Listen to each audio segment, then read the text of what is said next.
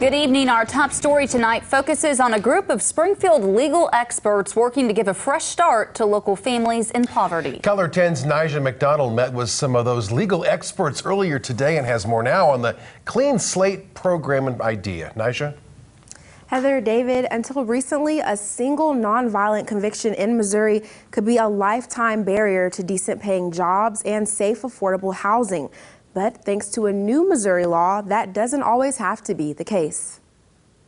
Just simply having to check the box, yes, I was convicted of a crime, is going to foreclose you from some jobs. But thanks to a new Missouri law, Dan Wickmer of Legal Services says qualifying individuals can now receive a second chance. People always say, well, you know, the government assistance, you know, people need to stand on their own. Well, this is an opportunity for people to start that process. People convicted of most nonviolent, low-level offenses can now seal the public record of those offenses. Wickmer and his team, in partnership with the Springfield Metropolitan Bar Association, are using this new law to benefit those looking to better themselves, but maybe having trouble due to one bad decision made years ago. Employers have the right to ask, have you been arrested, have you been convicted?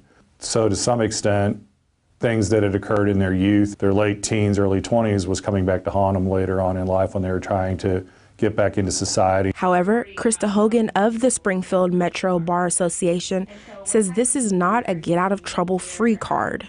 It's basically one shot for people who maybe made a mistake a long time ago and haven't since. Hogan says having a tough on crime or no second chances mindset has collateral consequences. Not just for individuals and their families, but for our society. Webster County Sheriff Roy Cole says while he understands everyone makes mistakes, a person should serve their entire sentence before receiving a clean slate. I know in today's day and time that doesn't necessarily happen. They get a lot less than what the judge actually prescribed and ordered for them.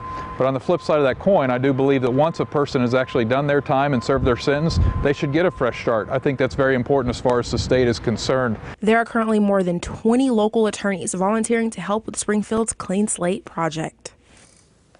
Now, the next Clean Slate clinic will be June 5th from 6 p.m. to 8 p.m. at the Fairbanks Community Center in Springfield. As always, visit our website at ozarksfirst.com for a complete list of qualifications. All right.